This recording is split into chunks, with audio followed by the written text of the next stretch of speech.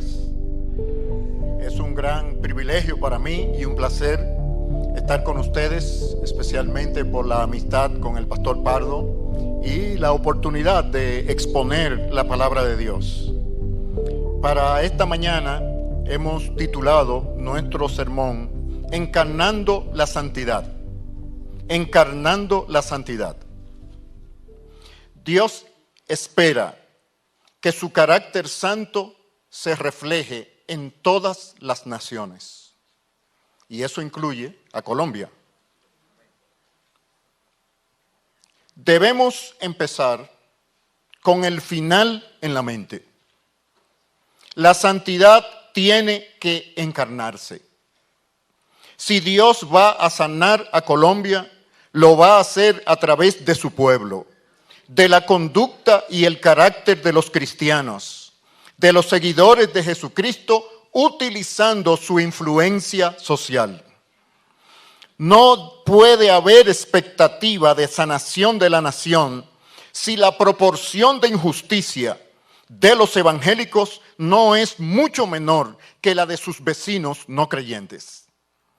En el pasaje de Miqueas 6:8 encontramos el perfil de una persona santa en el aquí y en el ahora, en la sociedad y en el mercado. Una santidad encarnada, no una santidad abstracta, no una santidad espiritualizada.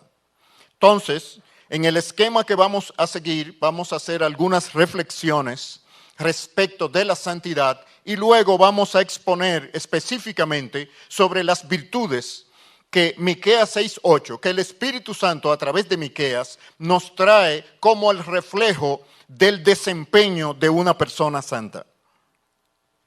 En primer lugar, la santidad de Dios es incomprensible para los seres humanos. Citando al diccionario teológico de Harrison, la idea radical de la palabra hebrea para santidad es la separación y consagración. Separación de lo que es común o inmundo, consagración a lo que es divino, sagrado, puro. Dios espera que su santidad se deje ver tanto en las vidas individuales de su pueblo como en los sistemas sociales donde ellos tienen influencia. Repito, Dios no solamente espera ver santidad en nuestra vida personal, sino en los sistemas sociales donde tenemos influencia. Esto es, nuestras familias, nuestra comunidad, nuestro negocio, todas las áreas donde nosotros influenciamos personas, ahí tiene que verse manifestada y encarnada esa santidad de Dios. Si la santidad de Dios no se refleja en estos sistemas sociales, su carácter no puede ser conocido. Y hemos sido creados originalmente y recreados en Cristo para ser espejos que reflejen el carácter de Dios. Nosotros somos espejos. Nosotros no somos la prioridad. Dios es la prioridad. El propósito primario de la salvación en Cristo no es la salvación de los seres humanos. La gloria de Dios es primera.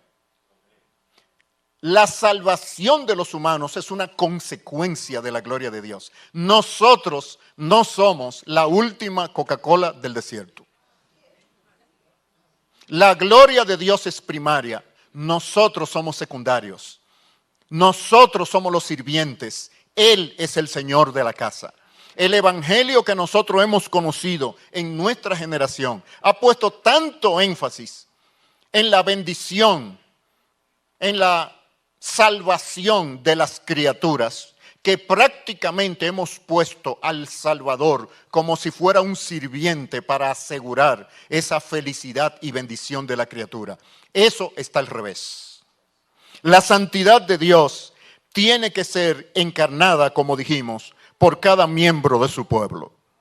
Ahora bien, yo les voy a pedir a ustedes que usemos nuestra imaginación para una ilustración. Aquí en el edificio al lado de la iglesia hay un sistema de cámaras de seguridad que registra todo lo que se mueve en este entorno. Imagínense que así como hay cámaras de imágenes térmicas, ustedes lo han visto en las películas, ¿verdad? Se utilizan en los sistemas de rescate, en los sistemas militares, producen imágenes térmicas en colores respecto de personas, animales, todo lo que emita calor. Vamos a imaginarnos que las cualidades de justicia, misericordia y devoción en nosotros emitan colores en una cámara particular. Es una cámara que evalúa nuestro carácter y santidad. Es decir, que cuando nosotros pasamos frente a esa cámara, en una pantalla sale en nuestro perfil las proporciones de colores, ¿verdad?, de que reflejan justicia, misericordia y devoción a Dios. Entonces, cuando nosotros, por ejemplo, vamos entrando en la iglesia, en esa cámara se refleja a cada uno de nosotros una imagen del carácter y es enviada directamente a los servidores del cielo. Y en la pantalla que está a la derecha del trono de Dios, el Señor Jesucristo va mirando cómo cada uno de sus servidores, cada uno de sus fieles, qué imagen representa. Cuando estemos desarrollando las cualidades descritas por Miqueas 6:8, vamos a pensarlo. Vamos a pensar que los colores primarios, azul, rojo, amarillo, representan estas virtudes cardinales reflejadas en este pasaje y que los colores secundarios, como verde, naranja o morado, representan cualidades del mundo. Cuando nosotros pasemos frente a una cámara así, ¿qué va a pasar?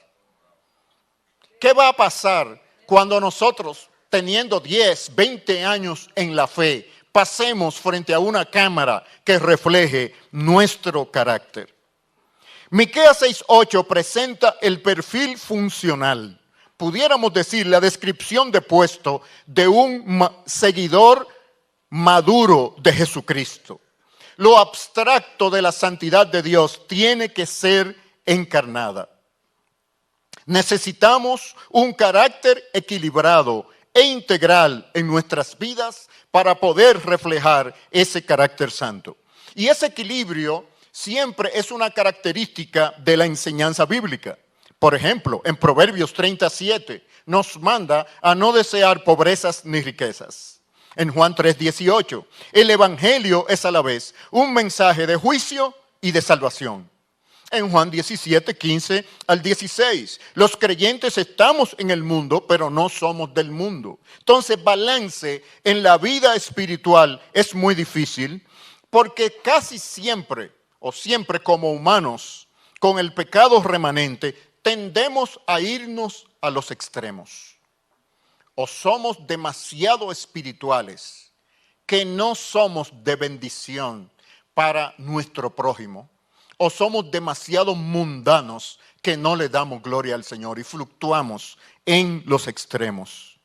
Citando al autor George Grant, él dice, el equilibrio en la vida cristiana produce una fusión entre la devoción y la acción, el ser y el hacer, la paciencia y la pasión.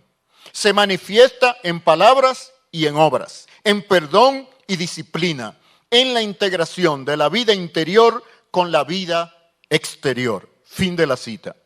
No puede haber separación en nuestras vidas, en la expresión de nuestra vida cristiana, entre nuestra espiritualidad y nuestra vida en la sociedad y el mercado. Repito, no puede haber separación entre nuestra espiritualidad en la iglesia y en nuestras devociones y nuestra actuación en la sociedad y el mercado. Si la hay, somos unos hipócritas. Oigan, si la hay, somos unos hipócritas, aunque no nos hayamos dado cuenta. Muchas personas tienen defectos de los cuales no se han dado cuenta. ¿Por qué nosotros no podemos ser hipócritas? Tenemos que examinarnos. Es nuestra espiritualidad y nuestra devoción confesada a Jesucristo manifiesta en nuestras cuentas bancarias y en la manera como tratamos a nuestros empleados, como tratamos a nuestros familiares, como tratamos a nuestros hijos, a nuestras esposas, sino tenemos una inconsistencia muy sospechosa. Los días de semana en la ciudad de Bogotá, de lunes a sábado, toda esa gente que van a las iglesias y que cantan muy bonito, levantan las manos, aplauden, ¿dónde están? En el tránsito, cuando nos encontramos con ellos, se ven esa cantidad de automóviles que son tan corteses y gentiles, que llama la atención de que algo raro hay, porque hay un grupo de gente que respetan las leyes del tránsito y son corteses con los otros conductores. Se ve eso. En general, no se ve. En nuestras naciones no se ve. Es decir, cuando nosotros hacemos inclusive negocios con los hermanos, podemos confiar en ellos. Si un hermano está vendiendo un carro usado y le preguntamos, hermano, este carro nunca ha chocado, están todos los sistemas bien, y el hermano nos dice, nítido, nítido, perfecto, ¿se le puede creer sin llevarlo a un mecánico a evaluar? Entonces, eso nos debe poner a pensar a nosotros que algo no anda bien con el testimonio del discipulado de las naciones. Y por supuesto, el discipulado incluye el evangelismo. Nuestra santidad requiere crecimiento y madurez espiritual. Dios no espera que todo el tiempo, año tras año, nosotros sigamos siendo infantiles en la fe. Hebreos capítulo 5, versículo 14 dice, pero el alimento sólido es para los que han alcanzado madurez, para los que por el uso tienen los sentidos ejercitados en el discernimiento del bien y del mal. Sabiduría bíblica no es lo mismo que saber mucha Biblia. Repito, sabiduría bíblica no es saber mucha Biblia. El que no sabe aplicar la verdad bíblica a la vida cotidiana es poco sabio y es posible que esté en el nivel de un necio. Nuestra santidad práctica requiere de una perspectiva completa de la vida, de una cosmovisión bíblica. Las presuposiciones que tenemos ocultas en nuestra mente deben ser examinadas para estar seguros que no son las presuposiciones de la cultura colombiana o latinoamericana, sino las presuposiciones del reino de Dios. Porque si nuestros pensamientos más profundos responden a los esquemas de la cultura de Colombia o de Latinoamérica, nosotros estamos expresándonos como si fuéramos inconversos en el sentido práctico. ¿Qué camino queda? Que tal vez lo somos. Si una persona no vive como una persona regenerada y santa, es posible que no lo sea. Por eso la Escritura manda a que nos examinemos continuamente. Ahora bien, pasando al pasaje de Miqueas directamente. Oh hombre, Él te ha declarado lo que es bueno. ¿Y qué pide Jehová de ti? Solamente hacer justicia, amar misericordia y humillarte ante tu Dios. Un poco del contexto histórico de Miqueas. Miqueas es uno de los llamados profetas menores. Era judío, oriundo de una región, Moreset, región de la tribu de Gad, a unos 45 kilómetros al suroeste de Jerusalén. Efectuó su tarea profética en una época particularmente dramática en Israel por causa de las invasiones de Asiria. Actuó bajo los reinados de Jotam, Acaz, Ezequías, entre los años 740 al 686, antes y después de la caída de Samaria por parte de los asirios. Fue contemporáneo de Amós, Oseas e Isaías. Sus sermones fueron dirigidos principalmente contra Jerusalén, aunque predicó un poco de tiempo sobre Samaria. Miqueas le profetizó a Jerusalén que su destino sería el mismo de las 10 tribus del reino del norte si no se arrepentían de su idolatría y de su injusticia.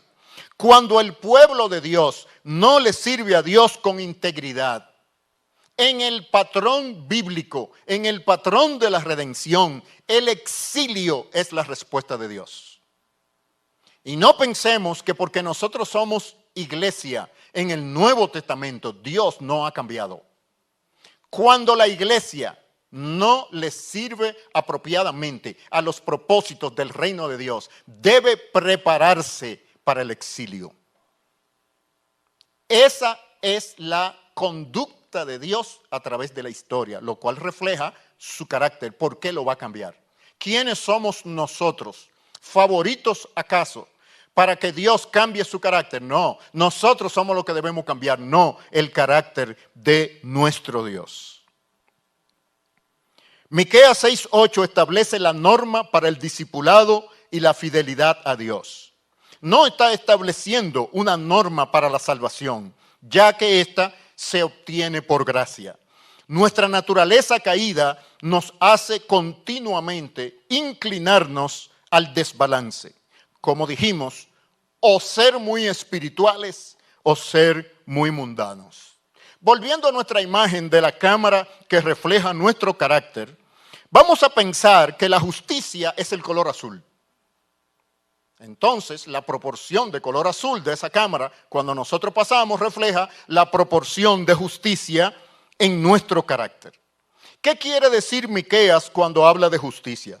La palabra hebrea que Miqueas utiliza para justicia es una palabra que literalmente significa la forma prescrita, la acción correcta, el modo de vivir apropiado, el juicio correcto, equidad, imparcialidad. A través de toda la Biblia, la justicia va asociada a la condición de rectitud moral en el corazón. ¿Qué quiere decir eso? Que la persona que es justa adentro es justa afuera relacionalmente. Si una persona no es justa en sus relaciones primarias, en su familia, sociales, económicas, etcétera, está dando testimonio de que su justicia delante de Dios está ausente. En la Biblia ambas están conectadas. En español, las dos palabras, justicia interna y justicia relacional, se usa la misma palabra. Pero en el hebreo, en el inglés, no es así. Por eso encontramos, por ejemplo, en Isaías 56:1, así dijo Jehová, guardad derecho y haced justicia, porque cercana está mi salvación para venir y mi justicia para manifestarse. O Amós 5:24, que describe la diferencia entre ambas. Pero corra el juicio como aguas y la justicia como impetuoso arroyo. En la Biblia, justicia y juicio separan estas dos acepciones que en español tenemos una sola palabra para expresarla. Jesús enseñó muy claro esta combinación entre la rectitud moral, piedad personal interna y la práctica de la justicia a nivel social. Dios nos manda a desarrollar la piedad interna. Bienaventurados los que tienen hambre y sed de justicia. Y luego nos manda a ser sal y luz. En la Biblia las dos están conectadas. Es decir, la salvación personal, la regeneración, el nuevo nacimiento, produce gente justa. Si no produce gente justa, no es salva, no ha sido regenerado. Y esa justicia se deja ver en las relaciones. En el Antiguo Testamento, a las personas salvas se las identificaba como personas justas, no personas salvas. Entonces, el nivel de justicia que nosotros tenemos testifica de nuestra relación con Jesucristo. Él lo dijo, ama a tu prójimo como a ti mismo. La rectitud personal tiene su origen en la santidad, en la obra del Espíritu Santo, y esto es producto del nuevo nacimiento. Dios nos ha mandado a discipular las naciones. Tenemos que evitar el error de hacer una división no bíblica entre lo espiritual y lo terrenal. Tenemos que desarrollar alternativas bíblicas para las prácticas que el humanismo secular está promoviendo en nuestras sociedades. Por ejemplo, la destrucción de la familia con el aborto, el matrimonio homosexual, etc. ¿Dónde están las alternativas evangélicas? Pero ¿dónde están las alternativas evangélicas? En la legislación de la nación, en los sistemas sociales, no en la iglesia, no en los libros, no en los discursos en la iglesia. ¿Dónde están? En las esferas de influencia de los que dicen que son cristianos. Porque si lo que decimos que son cristianos, nuestra justicia relacional no llena la cuota que Dios espera de nosotros, estamos dando o testimonio de una fe muy infantil o de la carencia de ella. Citando de nuevo a George Grant, él dijo: la libertad y la justicia simplemente no pueden suceder separadas de la influencia de la gente recta.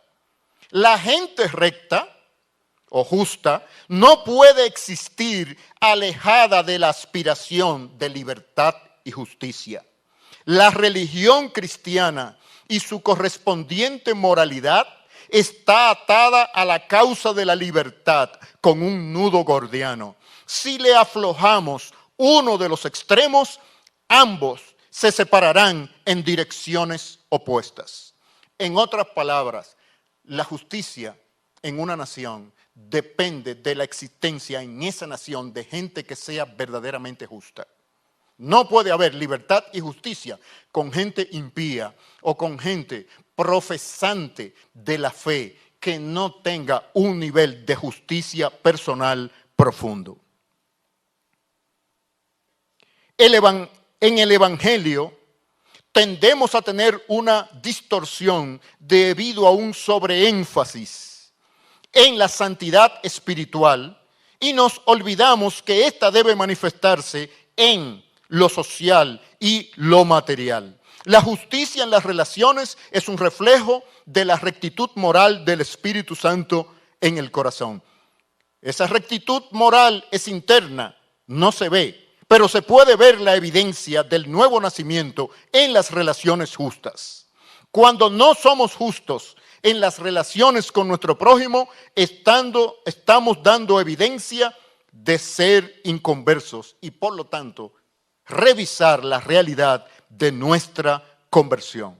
La persona que pertenece al reino de Dios es una persona justa. Entonces, es importante en nuestra imaginación, la analogía que estamos usando, ¿qué proporción de color azul hay cuando nosotros pasamos por esa cámara? Porque si no se ve mucho azul, entonces no estamos reflejando en nuestro carácter esa condición de hacer justicia. En segundo lugar, Miqueas describe el perfil de una persona práctica, santa en el sentido práctico y encarnado, como una persona que ama la misericordia. Y podemos, dentro de nuestra ilustración, utilizar el color amarillo como reflejo de la misericordia. La palabra que Miqueas utiliza para misericordia es una palabra que significa bondad, amabilidad, lealtad, fidelidad. En la Biblia, esta palabra misericordia está ligada al ejercicio de la autoridad moral. La autoridad moral es el derecho de influenciar. No puede separarse de la misericordia. ¿Qué está diciendo la Escritura? Que para tener influencia social legítima, los cristianos y la iglesia tenemos que servir y manifestar misericordia. Si no manifestamos misericordia, no tenemos ningún derecho de decir lo que es verdad y lo que es justo. Nosotros los cristianos hemos puesto tanto énfasis en el texto de la Biblia y no en la encarnación de la verdad de la Biblia, que muchas veces lo que nosotros predicamos lo anulamos con nuestra conducta social. El servicio es la forma práctica de ejercer la misericordia. En hebreo, la palabra para servicio significa tratar con afecto o cariño. La palabra para servicio en el Nuevo Testamento es diaconeo, que significa literalmente ofrecer ayuda, cuidar. En ambos casos, el énfasis es personal, no institucional. ¿Qué quiere decir eso? No basta que la iglesia haga como institución o ministerio obra de misericordia. O nosotros somos misericordiosos o estamos manifestando una imagen distorsionada de lo que es un discípulo de Jesucristo. La autoridad moral para aconsejar, para evangelizar a una nación se obtiene a través del servicio. No se compra ni se impone. La capacidad de influencia sobre otras personas para guiarlas moralmente se gana, no se hereda. Se gana a través del servicio fiel y desinteresado al necesitado y el vulnerable. Las iglesias en América Latina, especialmente las iglesias de las clases medias y medias altas, hemos pecado grandemente de esto. Pretendemos ser oídos cuando nuestro testimonio de misericordia y de compasión al necesitado no llena la medida bíblica. Y luego esperamos que esa gente que no le hemos servido se detenga de hacer violencia simplemente porque Jesucristo no le gusta. No, es un fallo de la iglesia. En Latinoamérica nosotros estamos cosechando las consecuencias de estar practicando un cristianismo desequilibrado. Si la iglesia se hubiese dedicado a hacer lo que Jesucristo le mandó a hacer, sobre todo haciendo misericordia, los principales defensores del cristianismo y de la iglesia serían los pobres y los necesitados. Y cualquier cosa que los amenazara, cualquier sistema político o discurso que amenazara a la iglesia, aunque le ofreciera beneficios materiales, ellos los rechazarían por protección a aquellos que se han ganado su corazón y su afecto. La autoridad moral significa el derecho a ser creídos. No hay ninguna razón para creerle a los cristianos y a las iglesias que no ejercen servicio misericordioso a quienes sufren. Aquí Dios nos está dando una clave. El evangelio tiene que ir acompañado de la obra de misericordia y de compasión. El evangelio que no es compasivo y misericordioso está negando la naturaleza del mismo Dios. No es suficiente que la iglesia como institución o ministerio haga misericordia. Los miembros de la iglesia, a nivel individual, a nivel familiar, tenemos que ejemplificar el carácter misericordioso de Dios. Citando de nuevo a George Grant, él dice, en 1929, el Consejo de Asuntos Religiosos de la Unión Soviética fue instruido por Stalin y los miembros del Comité Central del Partido Comunista para establecer una completa oposición a las actividades caritativas y culturales de las iglesias, ya que el Estado no debía permitir ningún reto, ninguna oposición en su deseo de dominar el corazón del pueblo ruso. Eso es 1929. O sea que nosotros los cristianos en Occidente somos tercos y lentos para aprender. A través de toda la historia, todos los poderes temporales han tratado de ganarse el corazón de las personas para dominarlas, ofreciéndole lo que no pueden cumplir.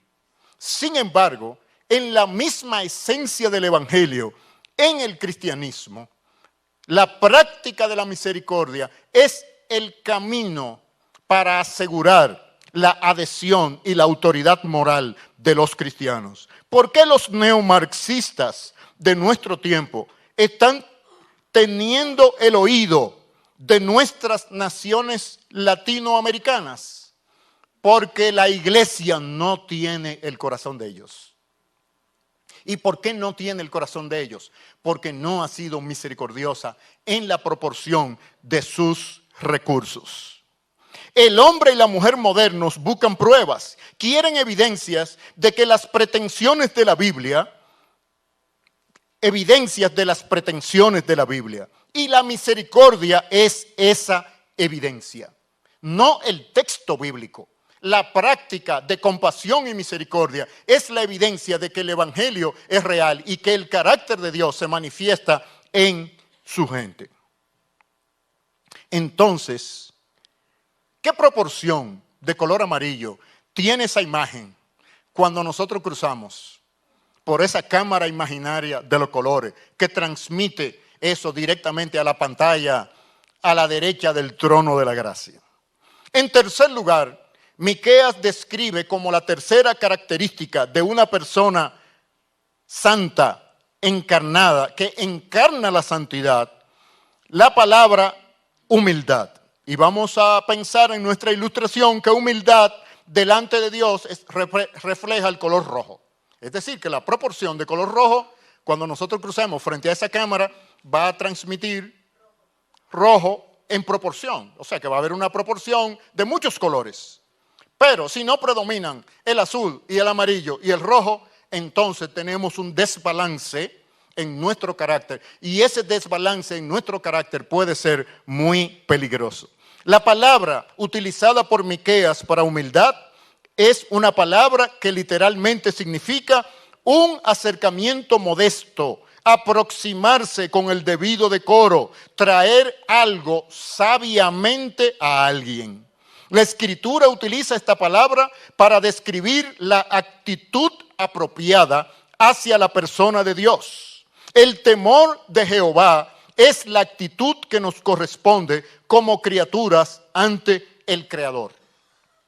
Por ejemplo, en Génesis capítulo 22, versículo 12, Dios le dijo a Abraham: no extiendas la mano sobre el muchacho ni le hagas nada, porque ya conozco que temes a Dios, por cuanto no me rehusaste tu hijo, tu único. Dios es el soberano, no nosotros. El mundo no existe para nuestra felicidad, existe para la gloria de Dios y nosotros existimos para manifestar esa gloria. Si esa gloria no es manifiesta en nuestras personas, en nuestro carácter y en nuestra esfera de influencia, estamos actuando en contra del evangelio que decimos profesar. La salvación del reino de Dios no es antropocéntrica, no está centrada en el ser humano. La salvación del reino de Dios se centra en la gloria del Creador. El evangelio que se centra en la salvación de las criaturas es un evangelio humanista. Y lo primario en el evangelio bíblico es la gloria de Dios. Lo secundario es la salvación de los seres humanos y en consecuencia la felicidad de los seres humanos. Nuestra felicidad y comodidad es secundaria, porque el dueño de la casa es Jesucristo. Los sirvientes de la casa somos nosotros, no al revés. Dios no existe para llenar el arca de nuestras bendiciones. En los minutos que nos quedan hablemos de algunas aplicaciones. Tenemos que interpretar la vida diaria a través de las verdades de las Escrituras. La comprensión de la palabra de Dios a nivel de su cosmovisión le da vitalidad a todo lo que toquemos y hacemos, desde la teología hasta el gobierno del Estado. Su énfasis en los asuntos celestiales está íntegramente ligado al cumplimiento de nuestros deberes terrenales. El cristianismo no es una religión. El cristianismo es un sistema de vida. Las escrituras no existen primariamente para la vida espiritual y de la iglesia. Las escrituras existen para darnos a conocer la verdad y para aplicarlas en todas las esferas de la vida. Las escrituras no existen para operar dentro de un rincón de la creación que llamamos iglesia o vida espiritual. Cuando se secuestra la verdad bíblica en el rincón de la vida espiritual y el ministerio de la iglesia, se está menospreciando el señorío de Jesucristo, que es total para la vida completa. Si Jesucristo no es el Señor del gobierno civil y del mercado, entonces ¿quién es? El diablo. Cuando vemos en la Escritura que Jesucristo le ha hecho un alquiler del gobierno civil o de la economía al diablo para que lo opere. No hay terreno neutral. Jesucristo reclama la totalidad de la vida cultural de los seres humanos. Satanás es un usurpador de la autoridad de Jesucristo. Es un señor falso. Los que profesamos la fe debemos manifestarlo en nuestras actuaciones. El verdadero dueño del gobierno civil, de la educación, de las artes, es el Señor Jesucristo. Y para que este señorío se deje ver, tiene que ser encarnado por carne y sangre. Esto es, por seres humanos sumisos a Él. Si nosotros, los que somos sus discípulos, no encarnamos la autoridad de Jesucristo, ¿cómo se va a dejar ver? Dios no va a mandar ángeles para que sean gobernantes, artistas, empresarios, conductores de autobuses, pilotos de aviones, no. Seres humanos de carne y sangre que encarnen las virtudes de su reino. Jesucristo tiene ángeles que podrían ser actores, presentadores de televisión, diputados, senadores, presidentes, pero Él ha decidido que su autoridad se deje ver a través de seres humanos, sus discípulos y los sistemas sociales que ellos fabrican en colectividad. Es decir, nosotros existimos para que los sistemas sociales de nuestras naciones reflejen la autoridad de Jesucristo. Si no lo hacen, es decir, que los sistemas sociales no reflejan, tenemos trabajo. Tenemos trabajo. Nosotros pertenecemos a un reino. Nosotros somos súbditos de una monarquía. Nosotros existimos para que la gloria de Jesucristo se vea. O nosotros desaparezcamos, una de las dos cosas. Entonces, eso quiere decir que la poca influencia social y política y económica en los sistemas de nuestras naciones es la consecuencia de que la iglesia no ha tenido eso en su agenda. Y cuando digo la iglesia, hablo del colectivo de las comunidades de creyentes, no de los modelos institucionales y de jerarquía que la iglesia evangélica ha copiado de la iglesia católica de la Edad Media. El evangelio en Latinoamérica es un evangelio de discurso protestante montado en un sistema operativo católico romano. Repito, el evangelio en Latinoamérica que nosotros hemos conocido en el siglo XIX y en el siglo XX expresa doctrinas de la reforma protestante, pero están montados en estructuras de liderazgo y estructuras culturales que provienen de la Edad Media europea y que fueron introducidas en Latinoamérica a través de la contrarreforma de la Iglesia Católica. La reforma del siglo XVI, en sus presuposiciones fundamentales y su consecuencia, nunca ha llegado a Latinoamérica. El evangelio que nos llegó a nosotros ya era un evangelio alterado. El evangelio en Latinoamérica es un evangelio que comenzó a expresarse misioneramente a partir de la segunda mitad del siglo XIX. Ya para ese tiempo en Europa se le había metido miedo a la fe cristiana. El evangelio que nos llegó a nosotros fue un evangelio miedoso. No fue el evangelio de la iglesia primitiva. No fue el evangelio de la reforma protestante del siglo XVI. No fue el evangelio de las 13 colonias norteamericanas cuando fueron oprimidas por la dictadura y la tiranía de Inglaterra, exigiéndoles impuestos sin darles representación en el Parlamento británico. ¿Saben cuál fue la respuesta del evangelio y de las iglesias norteamericanas de ese tiempo frente a la colonia británica?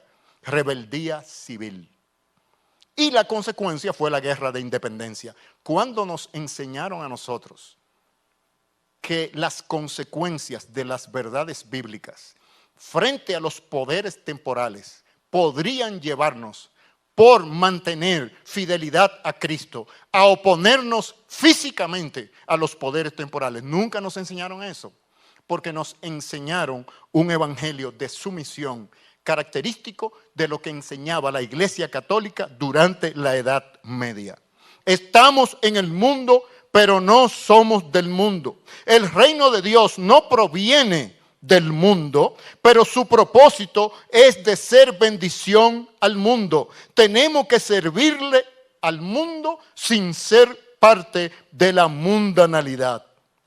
En la creación de Dios existe una profunda conexión entre las cosas del cielo y las cosas de la tierra. Siempre han estado conectadas. El pecado de Adán y Eva no solo destrozó sus almas y corazones, destruyó la relación armoniosa con Dios y también afectó las condiciones físicas y sociales de la creación. Lo sobrenatural tiene impacto en lo natural. Están interconectadas. Si la espiritualidad de la iglesia evangélica no tiene impacto en los sistemas económicos y políticos de Colombia, entonces es una espiritualidad distorsionada, no se corresponde con la Escritura y tiene que ser revisada. Tiene que ser revisada a la luz de los principios escriturales y de la manera como los hermanos y hermanas de otras generaciones han entendido que debe glorificarse a Dios. Por los frutos estamos viendo que el evangelio que hemos aprendido es inoperante. No que es absolutamente inoperante. Alguna contribución ha hecho. Es como estar enfermo y tomarse una medicina. La dosis es importante. Si la dosis no llena los requisitos necesarios para combatir la enfermedad, te puedes tomar en poco grado la cantidad de medicina que tú quieres y vas a seguir enfermo, porque no está dosificada apropiadamente. La cantidad de justicia, de compasión y de piedad en el pueblo evangélico de nuestras naciones no tiene la dosis para parar la enfermedad del secularismo y el humanismo en nuestras naciones. No es que no exista, pero existe en una proporción que no hace la diferencia. Y si no hace la diferencia, no estamos haciendo el trabajo que Dios exige. Y si no estamos haciendo el trabajo que Dios exige, ya dijimos que en el patrón histórico de Dios, el exilio es su respuesta. ¿Qué pasaría, por ejemplo? Imaginémoslo. Si los cristianos en Colombia fuesen conocidos por ser las personas más sabias manejando las finanzas. Imagínense que todo el mundo, los bancos descubren, pero ven acá, hay un grupo de gente que cada vez que toma un préstamo para hacer una inversión, siempre le va bien y se hacen ricos. ¿Qué ustedes creen que los inconversos empezarían a hacer? Imitarlos. ¿De dónde ustedes sacan esa sabiduría? Y si damos testimonio que es de Jesucristo y de su palabra, eso es lo que ellos van a imitar. No que se conviertan, pero lo van a imitar. Y entonces el cristianismo se convierte en una influencia social, que fue lo que pasó en Europa del Norte después de la Reforma del siglo XVI y que eso se proyectó en la creación de las naciones de Norteamérica, especialmente en los Estados Unidos. El cristianismo ya ha creado consenso cultural históricamente. Lo creó dentro del Imperio Romano en los primeros siglos de existencia y lo creó después de la Reforma Protestante del siglo XVI en Europa del Norte. ¿Por qué no lo puede hacer en Latinoamérica? ¿Acaso los medios de gracia han disminuido su poder de transformación? No han disminuido. Quienes no lo sabemos manejar somos nosotros. La dosis de gracia que nosotros estamos manejando en colectivo. Claro que hay gloriosas excepciones, no vamos a decir que todo en sentido absoluto, pero el trend, la tendencia del cristianismo en nuestras naciones no ha frenado las tendencias de deterioro de nuestras culturas. Eso tiene que llamarnos la atención profundamente, porque el propósito de la iglesia de Jesucristo es hacer esa diferencia. Y si no hace esa diferencia, es inoperante. Y en los sistemas sociales y económicos, si tu actividad económica es inoperante y tus costos son más altos que tus ingresos, nosotros sabemos claramente qué va a pasar. Si tú tienes un empleado que en sucesivas evaluaciones de desempeño no llenan los estándares para el puesto, todo el mundo sabe qué es lo que corresponde hacer dentro de una buena mayordomía y gerencia.